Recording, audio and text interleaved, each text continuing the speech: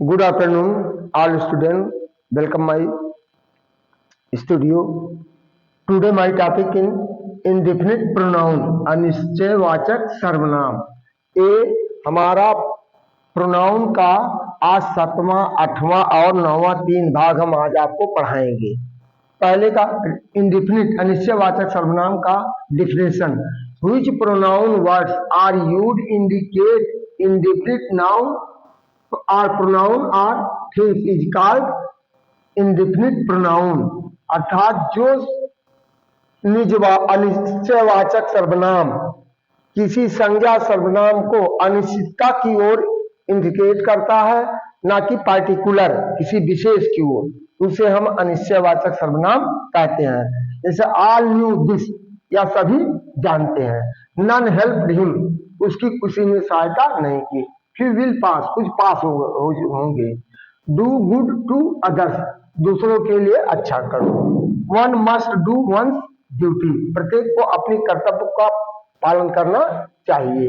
Many of them were soldiers, उनमें से बहुत से सिपाही हैं। यहाँ अनिश्चितता नहीं है, एक है, दो है, तीन है, चार है। नोबडी केम हियर, यहाँ कोई नहीं आया। इसमें भी अनिश्चित करता है, यहाँ एक आए हैं कि दो आए हैं कि कोई नहीं आया है। Nobody came here. तो इस तरह से underline words are in indefinite pronoun. जो अंडरलाइन वर्ड हमने इन सेंटेंसों में किया है वो हमारे क्या इंडेफिनिट प्रोनाउन है। अब हम आ गए हैं आपको रिफ्लेक्सिव प्रोनाउन, निजवाचक सर्वनाम। Which pronoun words denote work upon subject is called reflexive pronoun, no other.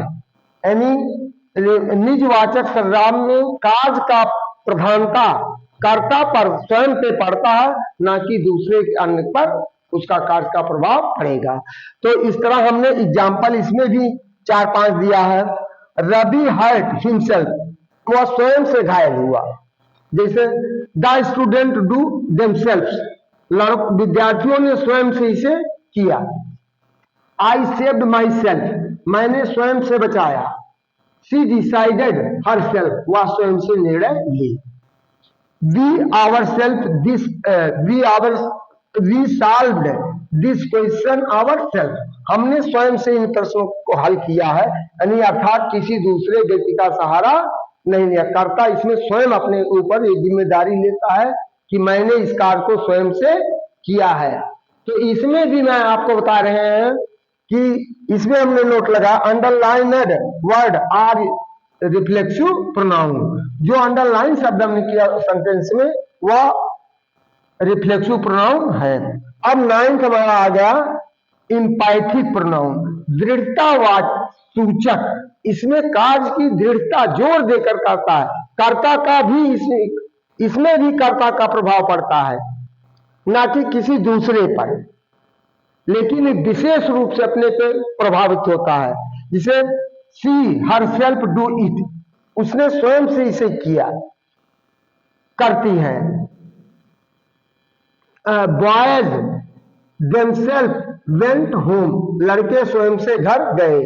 You yourself can write it, तुम इसे स्वयं से लिख सकते हो। I myself solve this question, मैंने इन प्रश्नों को स्वयं से हल किया है, अर्थात किसी की मैंने सहायता नहीं लिया है। He himself cut his finger, वह स्वयं से अपनी उंगली काटा, कोई उसके लिए दोष। लेकिन इसमें एक विशेष ध्यान देने योग्य बात है, both pronoun is made to join self with personal pronoun. यानी पर्सनल प्रोनाउन में जब हम इनको जोड़ते हैं सेल्फ या सेल्फ, तो इंपैथिक और रिफ्लेक्सिव प्रोनाउन होते हैं। अब रिफ्लेक्सिव प्रोनाउन और इंपैथिक प्रोनाउन के वाक्यों को हम पहचानेंगे कैसे। हमारे सामने जो समस्या आती है तो इंपैथिक प्रोनाउन और देखिए रिफ्लेक्सिव प्रोनाउन। रिफ्लेक्सिव प्रोनाउन में या वर्ब के बाद आता है, वाक्य में वर्ब के बाद आता है। जिसे यहां देखिए वाक्य में यहां आया है, इसे सी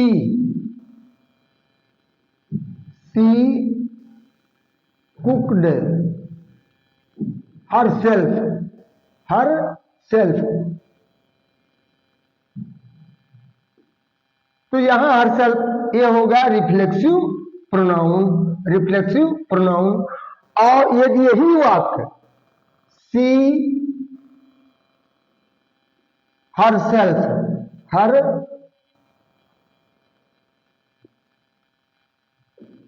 सेल्फ कुक्ड, अब ये होगा इंपैथिक प्रोनाउन, इंपैथिक प्रोनाउन।